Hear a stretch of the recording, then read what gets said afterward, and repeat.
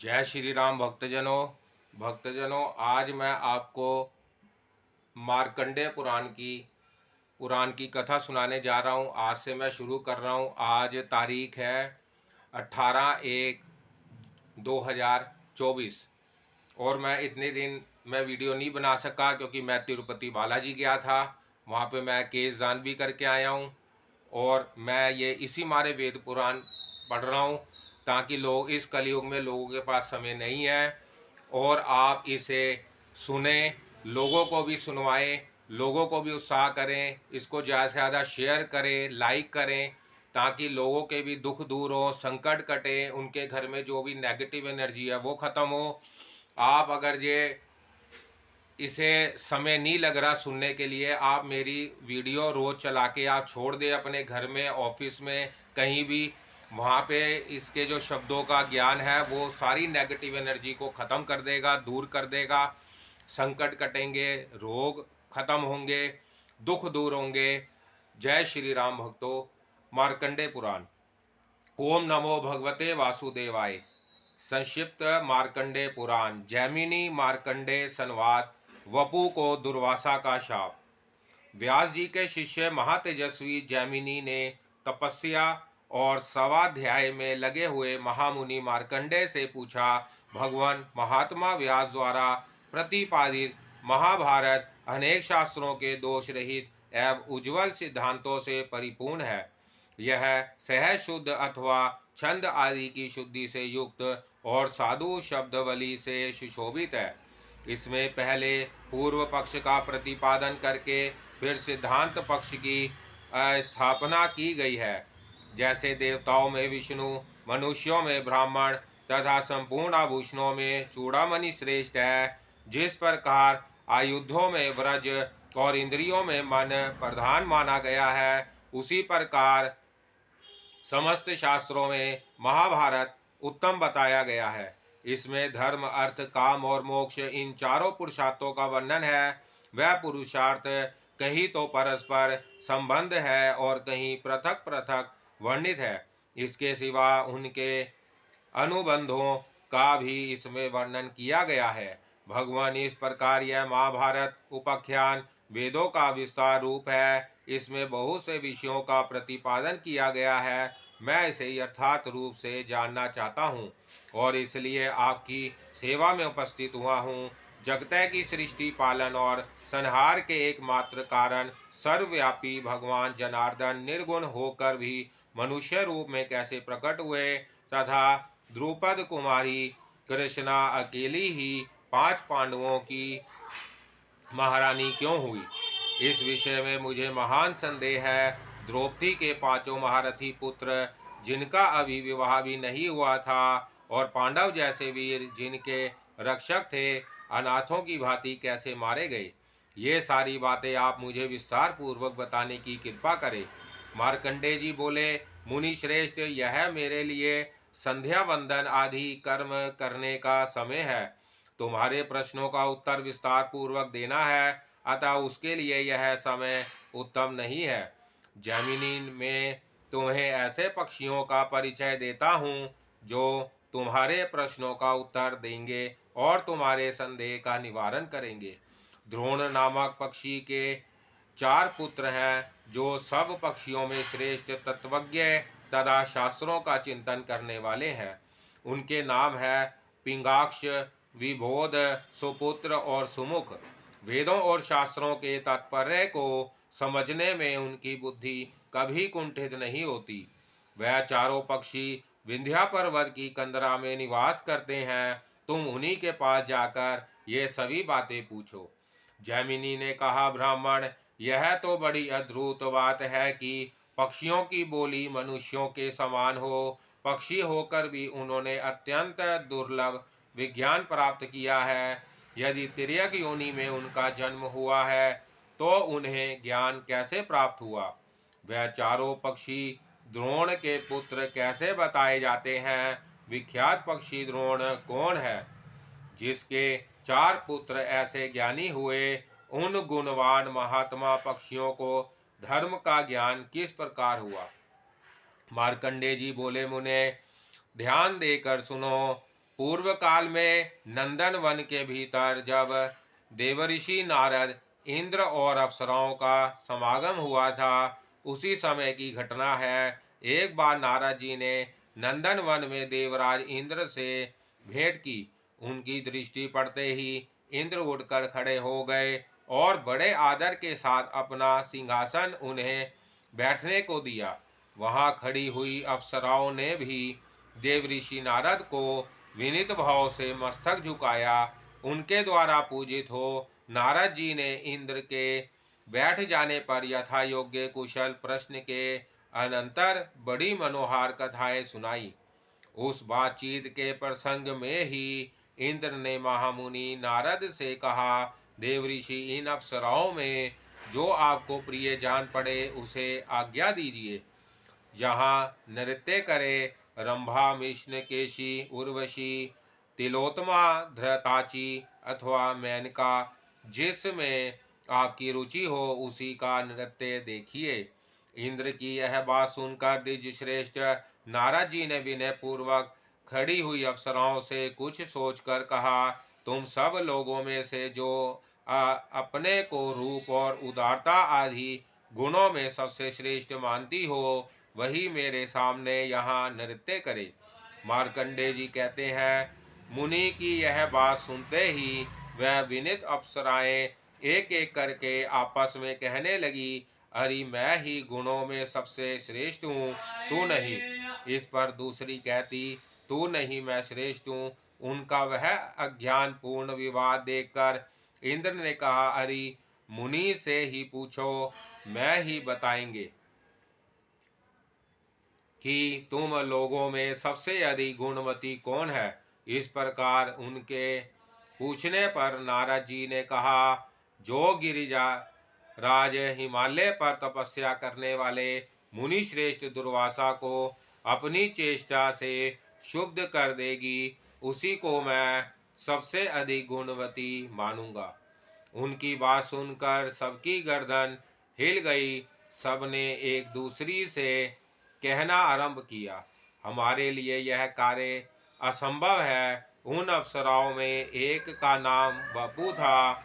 उसके मन में मुनियों को विचलित कर देने का गर्व था। उसने नारद जी को उत्तर दिया, जहाँ दुर्वासा मुनि रहते हैं वहाँ आज मैं जाऊंगी। दुर्वासा मुनि को जो शरीर रूपी रथ का संचालन करते हैं, जिन्होंने इंद्रिया रूपी घोड़ों को उस रथ में जोत रखा है, एक अयोग्य सारथी सिद्ध कर दिखाएगी। अपने काम बंद के प्रहार से उनके मन रूपी लगाम को गिरा दूंगी, उनके काबू के बाहर कर दूंगी। यो कहकर वपु हिमालय पर्वत पर गई। वहां महर्षि के आश्रम में उनकी तपस्या के प्रभाव से हिंसक जीव भी अपनी स्वाभाविक हिंसावर्ती छोड़कर परम शांत रहते थे। महामुनि दुर्वासा यहाँ निवास करते थे। उस स्थान से एक कोस की दूरी पर वह सुंदरी अप्सरा ठहर गई और गीत गाने लगी। उनकी वाणी में कोकिला के कलरव का सा मिठास सा। उसके संगीत की मधुर ध्वनि कान में पड़ते ही दुर्वासा मुनि के मन में बड़ा विस्मय हुआ। वह उसी स्थान की ओर गए जहाँ वह मृदु भाषिनी बाला संगीत की तान छेड़े हुई थी। उसे देखकर महर्षि ने अपने मन को बलपूर्वक रोका और यह जानकर कि यह मुझे लुभाने के लिए आई है, उन्हें क्रोध और अमर्ष हो गया। फिर तो वह महातपस्वी महर्षि उस अप्सरा से इस प्रकार बोले, आकाश में विचरने वाली मत वाली अप्सरा, तू बड़े कष्ट से उपार्जित किए हुए मेरे तप में विघ्न डालने के लिए आई है। अतः मेरे क्रोध से कलंकित होकर तू पक्षी के कुल में जन्म लेगी। ओ खोटी बुद्धि वाली नीच अप्सरा, अपना यह मनोहर रूप छोड़कर तुझे 16 वर्षों तक पक्षियों के रूप में रहना पड़ेगा। उस समय तेरे गर्भ से 4 पुत्र उत्पन्न होंगे, किंतु तू उनके प्रति होने वाले प्रेम जनित सुख से वंचित ही रहेगी और शास्त्र द्वारा वध को प्राप्त होकर शाप मुक्त हो पुनः स्वर्ग लोक में अपना स्थान प्राप्त करेगी। बस अब इसके विपरीत तो कुछ भी किसी प्रकार भी उत्तर ना देना।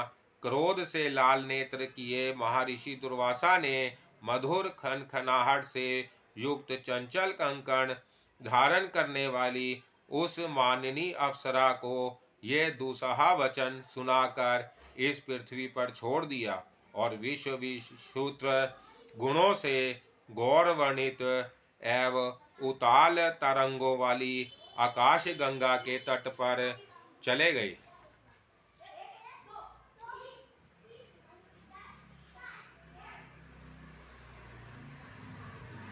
सुकृष मुनि के पुत्रों के पक्षी की योनि में जन्म लेने का कारण। मार्कंडेय जी कहते हैं, जैमिनी अरिष्ट नेमि के पुत्र पक्षीराज गरुड़ हुए। गरुड़ के पुत्र संपाति के नाम से विख्यात हुए। संपाति का पुत्र शूरवीर सुपार्श था। सुपार्श का पुत्र कुंभिब और कुंभिब का पुत्र प्रलोलुप हुआ। उसके भी दो पुत्र हुए। उनमें एक का नाम कंक और दूसरे का नाम कंधर था। कंधर के परशी नाम की कन्या हुई जो पूर्व जन्म में श्रेष्ठ अप्सरा वपु थी और दुर्वासा मुनि की शापाग्नि से दग्ध हो पक्षी तिणी के रूप से में प्रकट हुई थी। मंदपाल पक्षी के पुत्र द्रोण ने कंधार की अनुमति से उस कन्या के साथ विवाह किया। कुल काल के अनंतर ताक्षी गर्भवती हुई। उसका गर्भ अभी 3.5 महीने का ही था कि वह कुरुक्षेत्र में गई। वहां कौरव और पांडवों में बड़ा भयानक युद्ध छिड़ा था। भवितव्यतावश वह पक्षिणी उस युद्ध क्षेत्र में प्रवेश कर गई। वहां उसने देखा भागवत और अर्जुन में युद्ध हो रहा है। सारा आकाश टिक्कियों की भांति बाणों से खचाखच भर गया है।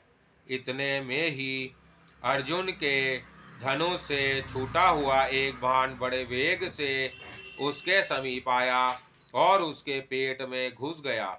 पेट फट जाने से चंद्रमा के समान श्वेत रंग वाले 4 अंडे पृथ्वी पर गिरे, किंतु उनकी आयु शेष थी, अतः वह फूट ना सके, बल्कि पृथ्वी पर ऐसे गिरे मानो रुई के ढेर पर पड़े हो।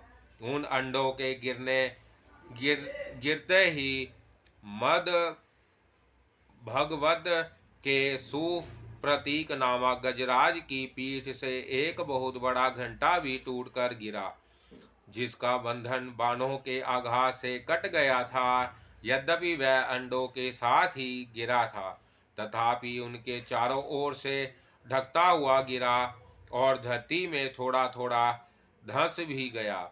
युद्ध समाप्त होने पर यहाँ घंटे के नीचे अंडे पड़े थे। उस स्थान पर शमीक नाम के एक सन्यासी महात्मा गए। उन्होंने वहाँ चिड़ियों के बच्चों की आवाज़ सुनी। यद्यपि उन सब को परम विज्ञान प्राप्त था, तथापि नीचे बच्चे होने के कारण अभी वह स्पष्ट वाक्य नहीं बोल सकते थे। उन बच्चों की आवाज़ से शिष्यों सहित महर्षि शमीक को बड़ा विस्मय हुआ और उन्होंने घंटों की उखाड़ कर उसके भीतर पड़े हुए उन माता पिता और पंख से रहित पक्षी शावकों को देखा। उन्हें इस प्रकार भूमि पर पड़ा देख महामुनि शमीक आश्चर्य में डूब गए और अपने साथ आए हुए दिग्गजों से बोले, देवासुर संग्राम में जब दैत्यों की सेना देवताओं से पीड़ित होकर भागने लगी, तब उसकी ओर देखकर स्वयं विप्रवर शुक्राचार्य ने यह ठीक ही कहा था। ओ कायरो, क्यों पीठ दिखाकर जा रहे हो?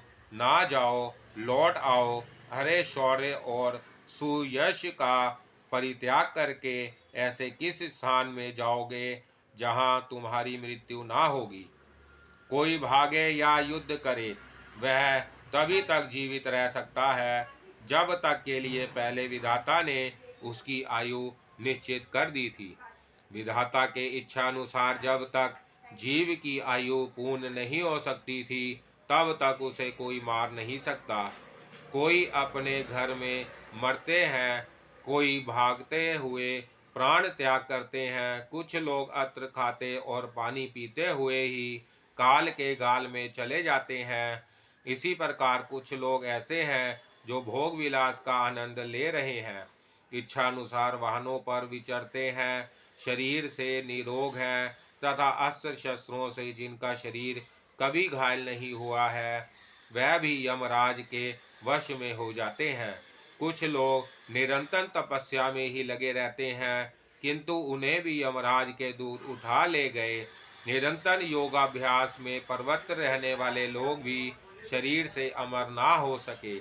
पहले की बात है, व्रजपानी इंद्र ने एक बार शंभार सूर्य के ऊपर अपने व्रज का प्रहार किया था। उस व्रज ने उसकी छाती में चोट पहुंचाई, तथापि वह असुर मर ना सका। परंतु काल आने पर उन्हीं इंद्र ने उसी व्रज से जब जब दानवों को मारा, वह तत्काल मृत्यु को प्राप्त हो गए। यह समझकर तुम्हें भय नहीं करना चाहिए। तुम सब लोग लौट आओ। उनके इस प्रकार समझाने पर वह दैत्य मृत्यु का भय त्याग कर रणभूमि में लौट आए। शुक्राचार्य की कही हुई उपयुक्त बातों को इन श्रेष्ठ पक्षियों ने सत्य कर दिखाया, क्योंकि उस अलौकिक युद्ध में पड़कर भी इनकी मृत्यु नहीं हुई। ब्राह्मणों, भला सोचो तो सही, कहाँ अंडों का गिरना, कहाँ उसके साथ ही घंटे का भी टूट पड़ना, और कहाँ मांस, मज्जा तथा रक्त से भरी हुई भूमि का बिछोना बन जाना। यह सभी बातें अद्भुत है। विप्रगण, यह कोई सामान्य पक्षी नहीं है। संसार में देव का अनुकूल होना महान सौभाग्य का सूचक होता है।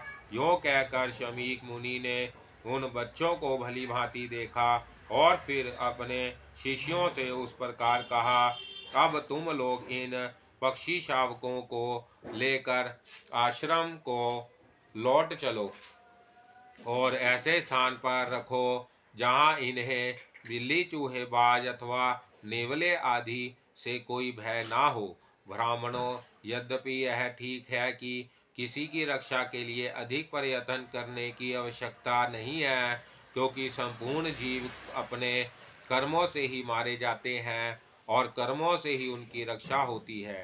ठीक उसी प्रकार जैसे इस समय ये पक्षी शावक इस युद्ध भूमि में बच गए हैं, तथापि सब मनुष्यों को सभी कार्यों के लिए यत्न अवश्य करना चाहिए, क्योंकि जो पुरुषार्थ करता है वह सत्पुरुषों की निंदा का पात्र नहीं होता। मुनिवर शमीक के इस प्रकार कहने पर वह मुनि कुमार उन पक्षियों को लेकर अपने आश्रम को चले गए, जहाँ भांति भांति के वृक्षों की शाखाओं पर बैठे हुए भोरे फलों का रस ले रहे थे, और अनेक तपस्वियों के रहने से यहाँ की रमणीयता बहुत बढ़ गई थी।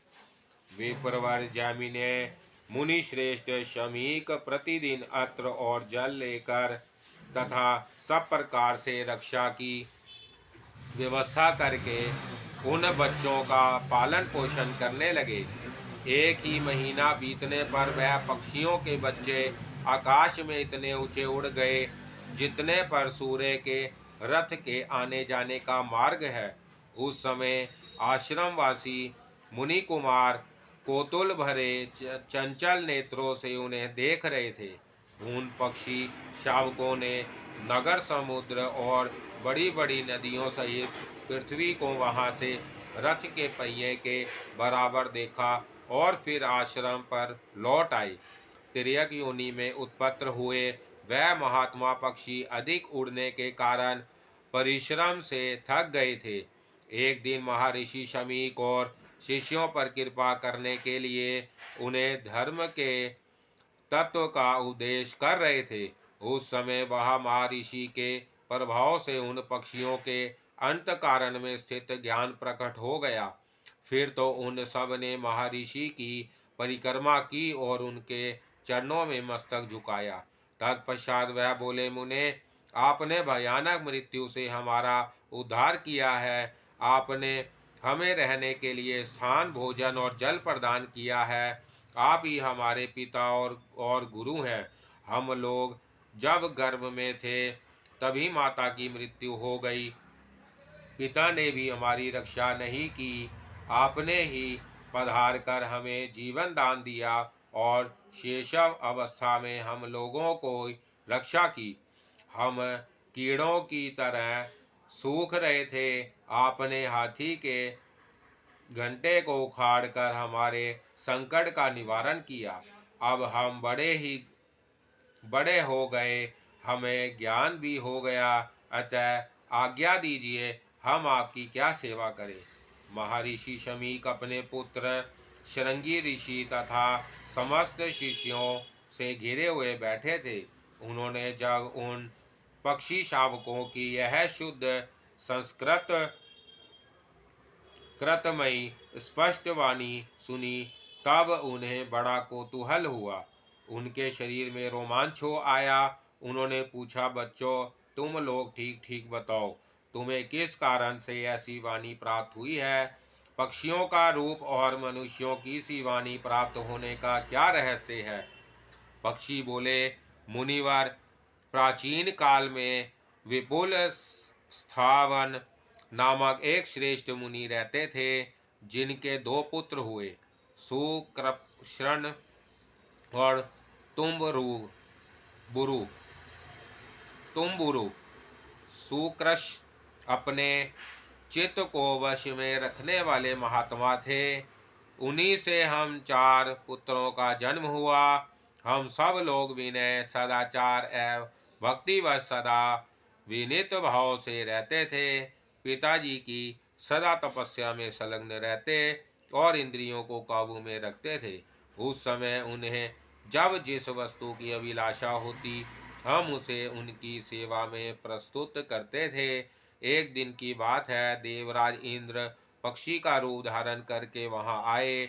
उनका शरीर बहुत बड़ा था, पंख टूट गए थे, बुढ़ापे ने उन पर अधिकार जमा लिया था। उनकी आंखें कुछ कुछ काल लाल हो रही थी और सारा शरीर स्थिर जान पड़ता था।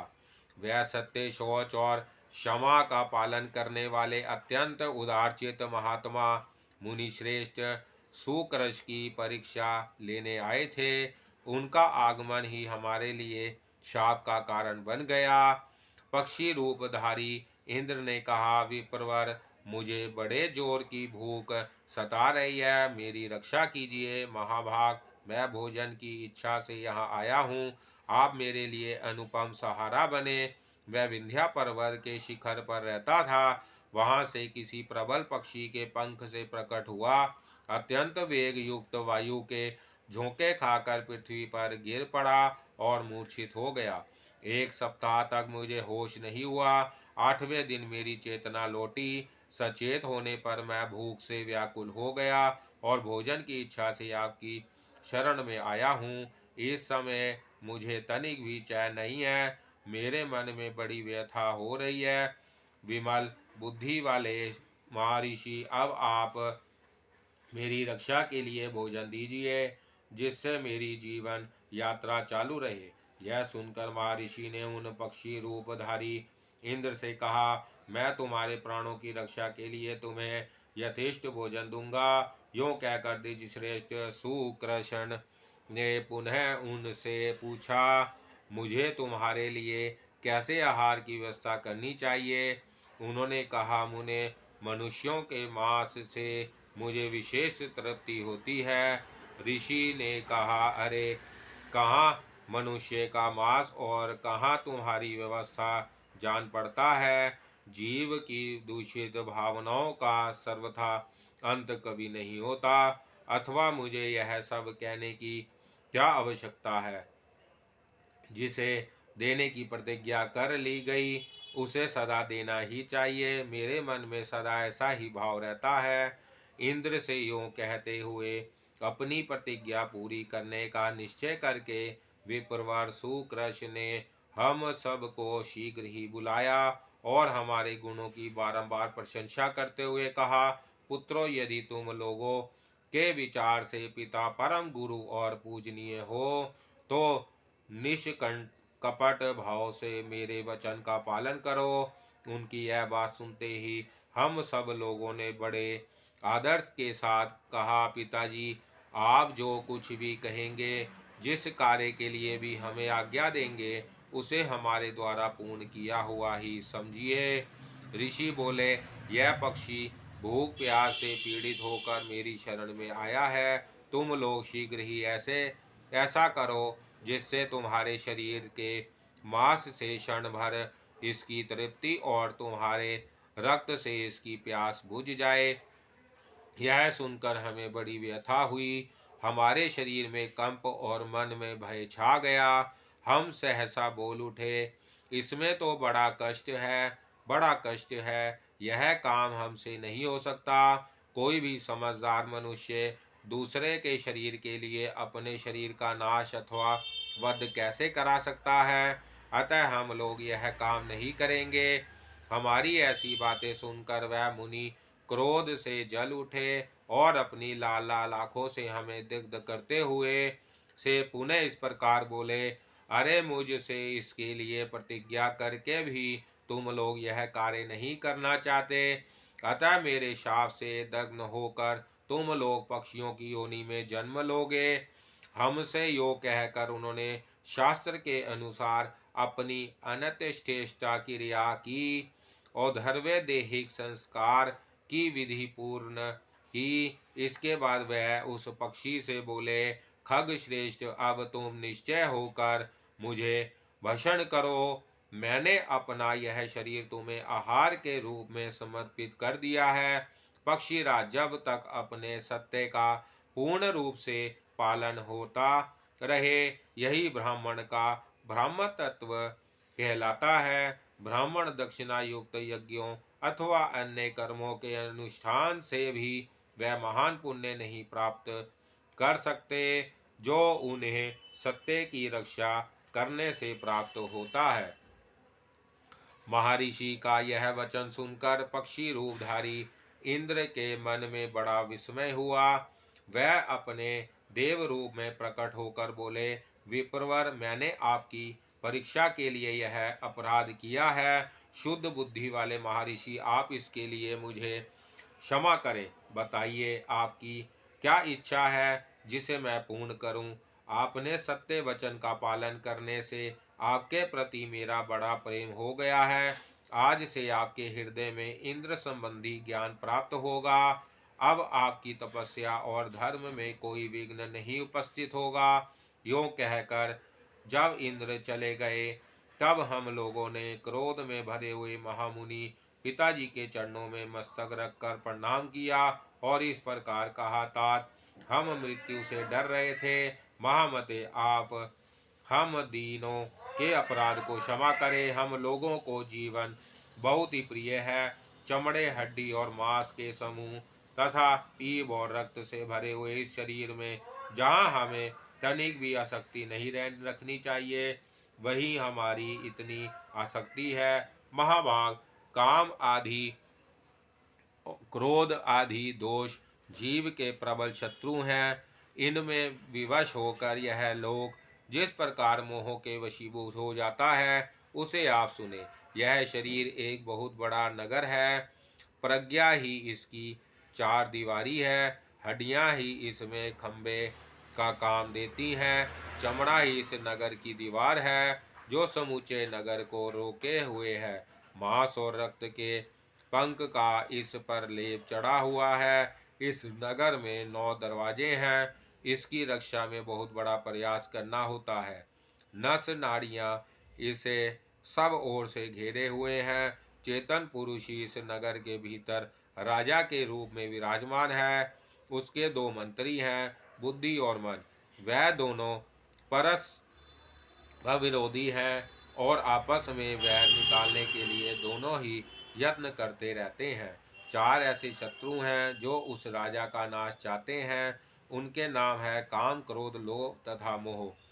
जब राजा उन नवों दरवाजों को बंद किए रहता है, तब उसकी शक्ति सुरक्षित रहती है और वह सदा निर्भय बना रहता है। वह सबके प्रति अनुराग रखता है, अतः शत्रु उसका पराभव नहीं कर पाते।